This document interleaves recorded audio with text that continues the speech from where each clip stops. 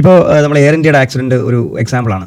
ഇപ്പോൾ എയർ ഇന്ത്യയുടെ ആക്സിഡൻറ്റിൽ pilot engines of ചെയ്യുന്ന സ്വിച്ച് അവർക്ക് ആക്സസിബിലിറ്റി ഉണ്ടായതുകൊണ്ടാണ് ഈ പറഞ്ഞ അപകടം ഉണ്ടായത്. അപ്പം അതുകൊണ്ട് ഹ്യൂമൻ എററാണ് പറഞ്ഞ ക്രാഷിന് കാരണം എന്ന് പറയുന്നുണ്ട്.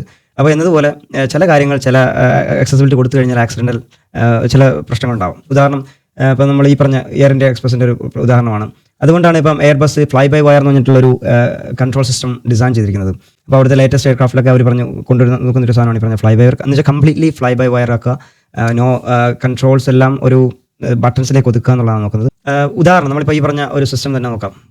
അവർക്ക് നേരിട്ട് എഞ്ചിൻ ഓഫ് ചെയ്യാനുള്ള ആക്സസിബിലിറ്റി കോക്പിറ്റിനകത്ത് ഉള്ളത് കൊണ്ട് എന്ത് ചെയ്തു, അവർക്ക് ആ എഞ്ചിൻ ഓഫ് ചെയ്യാൻ പറ്റി. പക്ഷേ മറിച്ച് സിസ്റ്റം സിഗ്നൽസ് വഴി, അതായത് എനിക്കിപ്പോൾ എഞ്ചിൻ ഓഫ് ചെയ്യണം എന്നുള്ളൊരു സിഗ്നൽ കൊടുക്കുകയാണെന്നുണ്ടെങ്കിൽ ചിലപ്പം സിസ്റ്റം ഐഡൻറ്റിഫൈ ചെയ്യും ഫ്ലൈയിങ്ങിലുള്ള ഒരു എയർക്രാഫ്റ്റിനെ ഒരിക്കലും എഞ്ചിൻ ഷട്ട് ഡൗൺ ചെയ്യാൻ പറ്റില്ലെന്ന് സിസ്റ്റം റെസ്പോണ്ട് ചെയ്യും.